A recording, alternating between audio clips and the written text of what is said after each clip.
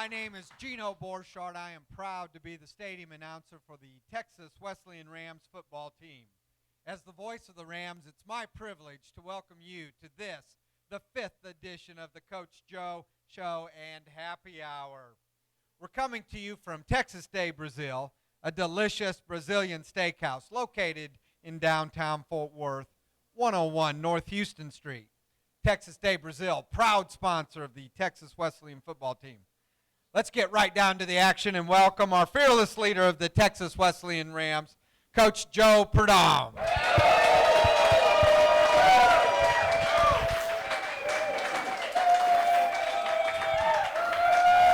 Thank you. Coach, we got a big crowd here tonight, and that's for good reason. We're all here to celebrate a thrilling 3-overtime victory on Saturday night at home against the Lions of the Southwestern Assemblies of God University. The Rams won the game 52-44. Let's give a quick recap of the game. As the fourth quarter ended with just 0.2 of a second left on the clock, the Lions tied it up at 34 apiece. 3 overtimes later, the Rams running back, Jamarcus Jones, ran in a 17-yard touchdown. The Rams defense, led by Mark Seidler and Darneric Scott, ended the game by sacking the Lion quarterback. Rams win 52-44.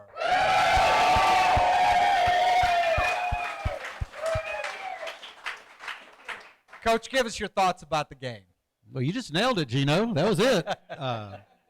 No, I thought our guys really battled. I really liked the fact that the two quarterbacks came in and we played a freshman quarterback. I thought Keaton Hubener did a great job coming in there, and golly, I mean, we put up 300 yards rushing.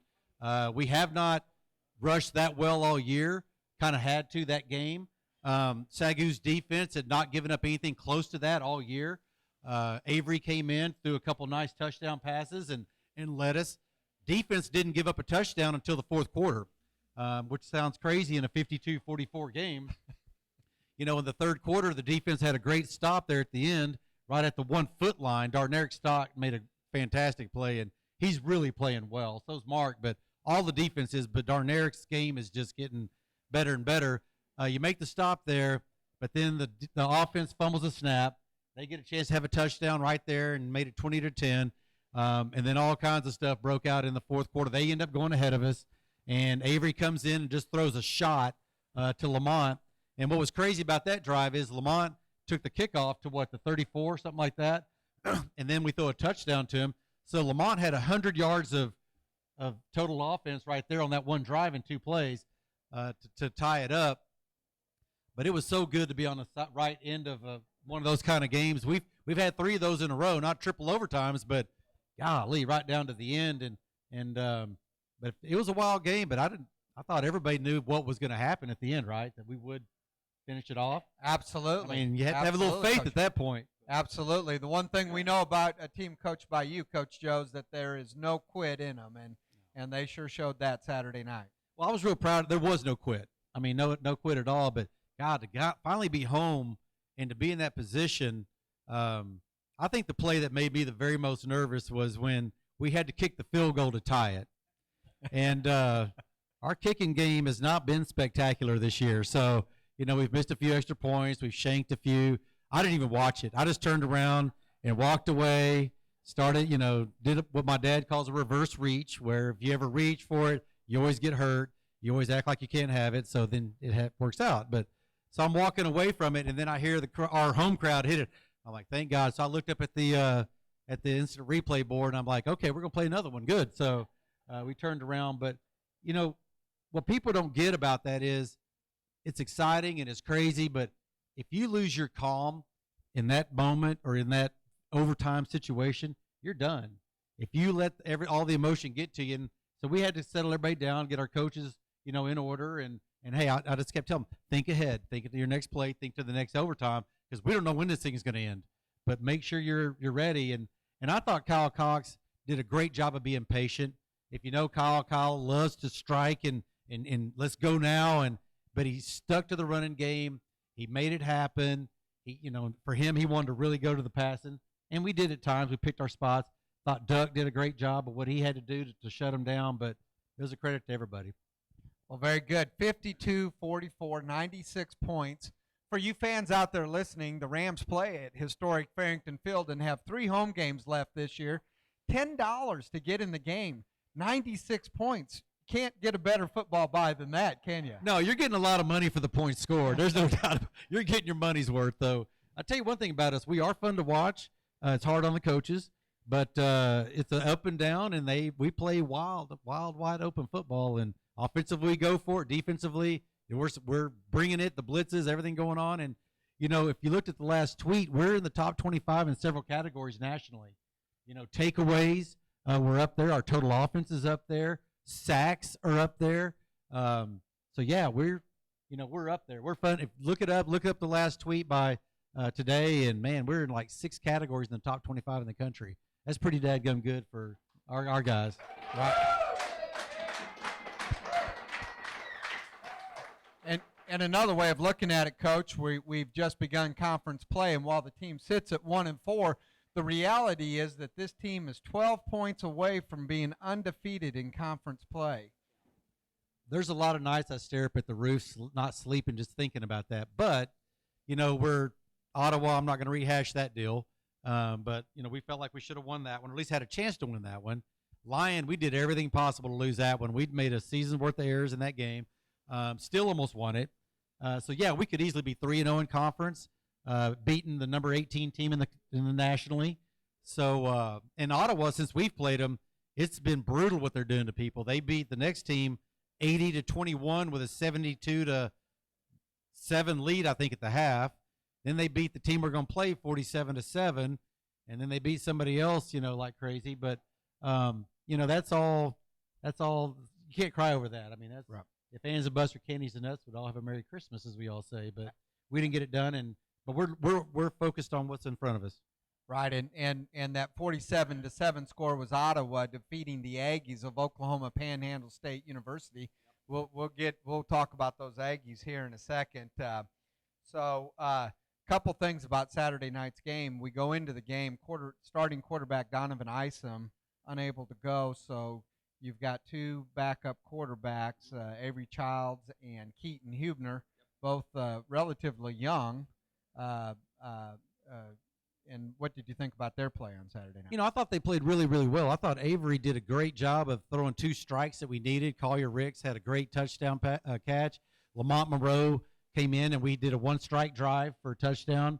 And for Keaton, Keaton's tough. If you watch the game, he's getting the dog mess knocked out of him several different times. Gets up, brushes himself off. He's a big kid, though, man. He's 6'1", 225, and can really, really make the reads. Of course, the run game with Jamarcus and Trey was outstanding. Of course, we didn't have either one of them for Lyon, which, as you can see, kind of makes it difficult. But I thought the play of the quarterbacks was really good. I thought Avery made one poor decision on an interception, but he has a gunslinger mentality. He's either going to make it or he's going to break it, and there's no in between with Avery. So, but I was proud of both quarterbacks. I thought they played really, really well. All right, again, fans, we're coming to you from Texas Day Brazil, located in downtown Fort Worth. Texas Day Brazil, proud sponsors of the Texas Wesleyan Football program. Anytime the Rams go on the road, join us here on the Wednesday before game day, 5 to 7, to get all the inside information, happy hour pricing on drinks and appetizers.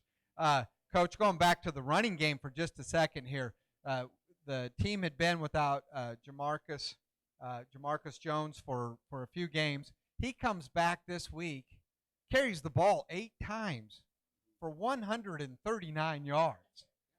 The other running back, Trey Jackson, 13 carries, 73 yards, and as you mentioned, in total had over 300 yards rushing for the whole game. The Rams are really coming alive on the running side, rushing attack. Oh, there's no question. I mean, if anybody knows me or knows me well knows that if I could run for 600 yards in a game and never throw a ball, I'd do it. I love the run game. A lot of people think it's obsolete. You can't do that. You got to go air raid. So we're air raid. But Jamarcus gave us a big boost. And what was really kind of cool in overtime is some of those run plays were designed for Trey and Jamarcus to block. And Trey said, he came off and Jamarcus scored. He did his 30-whatever yard touchdown. And Murphy, our running backs coach, he goes, that was for you. He goes, Coach, I looked in his eyes. He needed the football. And so I gave him the football. I made sure he got it, and I blocked. He goes, now, I didn't make a great block. Trey's great. He is so mature. But he goes, I didn't make a great block. But you know what? We scored, so we're good, right? And he said, yeah. But, man, Jamarcus he was like a shot of adrenaline for the offense to have him out there. And he is a guy that is a warrior. You talk about a warrior. It makes a huge difference when he's out there because he won't be denied. For him, it's no. We're going to do this. We're going to do it now. There's nothing but score. We're going to do that. So Trey said, yep, you're right. And there we went. And it was great to see. Anytime you get a great run game going, everything else works better. Say whatever you want because a run game travels. If you're in the weather elements, doesn't matter. It travels. And it's a statement deal. It's kind of a macho deal about football that if we can do that, great things will happen. Well, very good. Yeah. You have a history of liking the run game. And in fact, we got some special guests in the back of the room. I think some of the players that you coached many, many years ago have dropped in on our show tonight. I think that I'm sure those young men remember all about your running game. But, Coach, I think it says something about the bond that you develop with your players that here, some 20-plus years later, your players show up to join us tonight for tonight's show. Absolutely. I mean, it's good to see you guys. Sean, Zach, good to see you guys here. Both wildly successful in what they're doing. But, yeah, it's like I tell our guys all the time. This isn't just about football. This is about lifetime, what you're going to do. It's the greatest teacher, I think, football is because, man, it humbles you. And the thing about football that I love the most is it takes collective greatness to do it. It's never about individual greatness. LeBron, love you, LeBron. Great basketball player. You ruined it for me. Basketball, you ruined it because you went out and won it by yourself. But football depends on what that left tackle does, that X receiver, and the quarterback. Don't forget the deep snapper because if he screws up, we're all done. So I've always thought that the bonds and the relationships that are come through football, as far as what it takes to actually win, it takes everybody. And not just on the field, it takes everybody in the school to help you. I mean, your administration, your faculty, everybody. When you have a really successful program, all the oars are in the water, going the same direction. And when that happens, it's very, very powerful. And we're inching closer and closer to that. On the field, we're getting that part of it done. We just got to get everybody on board. And once that happens, man, it's something like it's special. That's all I can say. It's special.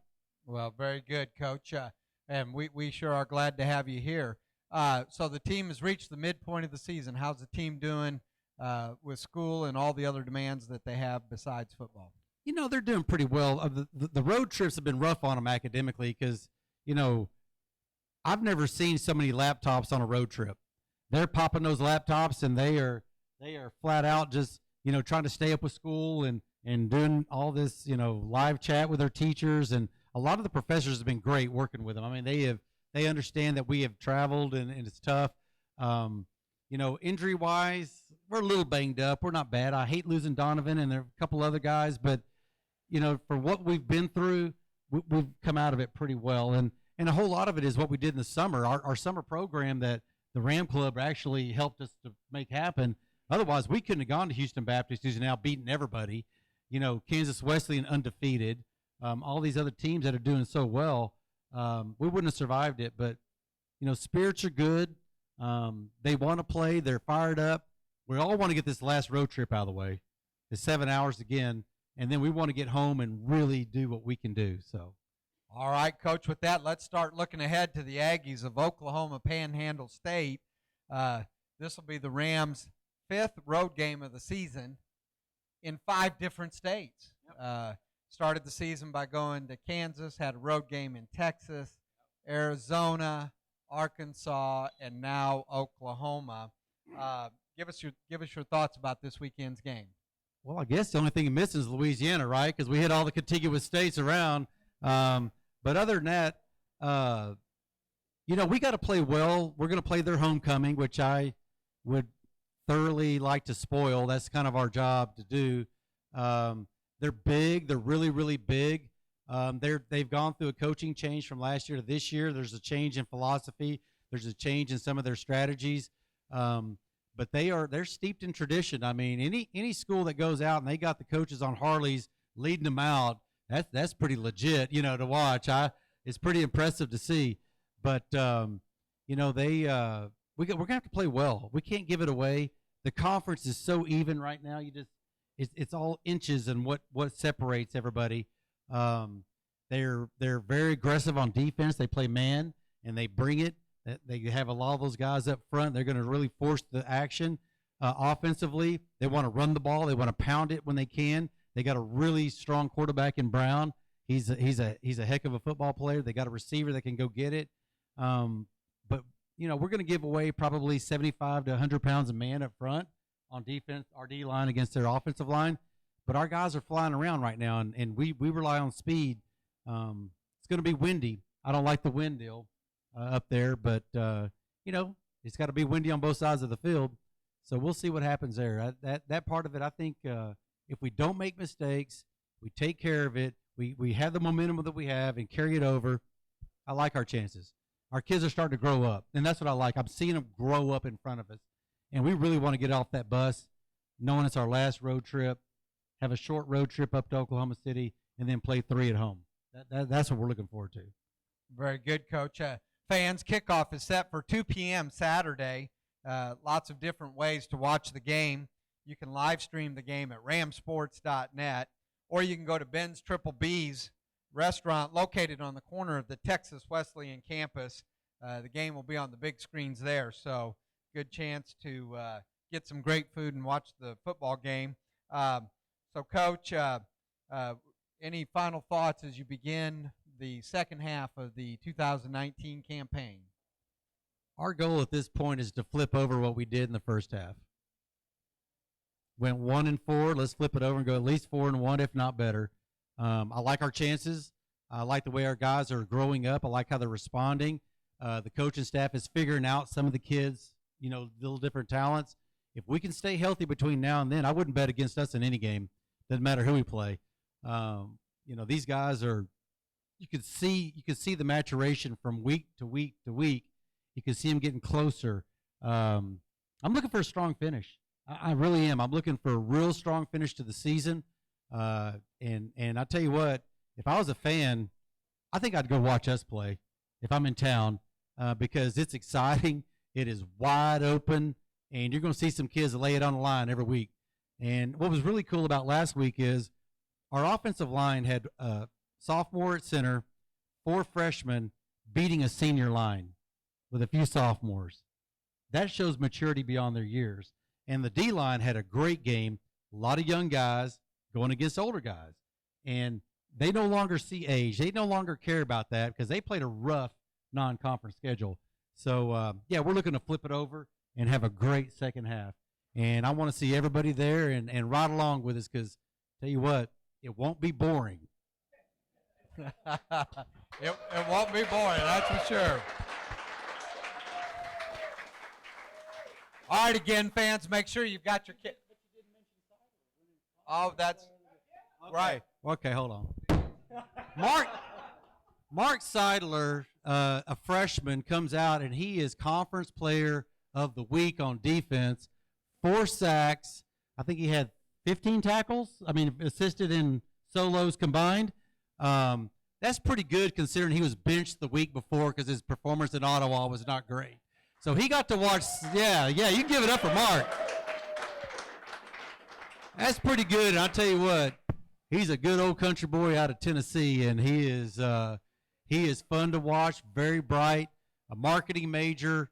That to me was pretty cool for him to come out and do that. It could have been Darnerick or him, but you know what? I give it to that kid. He played his rear end off. So Mark Seidler out of Tennessee. Right. Right, and for everybody out there, that last play of the game Saturday night, as Darnerick and as Darnerick was Mark Seidler. Yeah, and Darnerick and Mark were chasing him down in the backfield. It was clear that they were going to get him. So yeah, some other things to look forward to Saturday night. The common opponent, as the Rams travel to play the Aggies, the common opponent has been Ottawa. The Rams fell to them by 4 points with the ball at the goal line, and Ottawa took care of the Aggies last week pretty soundly. So that should give you hope. And one thing about a Mark Seidler and Darneric Scott defense, another statistic for you, is that the Rams currently sit at number 11 in the nation in sacks. Yeah. So Coach Duckworth really likes to attack on the defensive side of the ball. He's extremely aggressive. I thought last week we made some nice adjustments as far as bracketing their receivers late, getting deep on them. And I tell you what, that 88 made a catch of a lifetime in that, right at the last play of overtime or last play of the game before we went to overtime. We had him blanketed. We were in front of him. We were behind him, and he catches it behind him like this. Hats off to him. That was a fantastic, throw and catch. And, yeah, Duck's aggressive sometimes and not sometimes, all the time. So we have to kind of tone that down, and understand it's okay to give up 2 yards if we don't give up 12. But, boy, they hunt quarterbacks. I wouldn't want to play against us if I'm a quarterback. I will say that. Okay, so again, fans, get your schedule all set. Kickoff is set for 2 p.m. Saturday, ramsports.net, or head over to Ben's Triple B restaurant on the corner of the Texas Wesleyan campus. Be sure to mark your calendars for the following Saturday, as the Rams will be home to host the Steers of Texas College. That'll be homecoming Saturday, so everybody be sure to show up there. And again, tonight we want to thank Texas Day Brazil for hosting this edition of the Coach Joe Show and Happy Hour. Texas Day Brazil, really proud sponsors of the Ram football program. And we want to thank all of you fans for being here tonight. Let's give another big hand to our fearless leader, Coach Joe. Rams up. Thank you.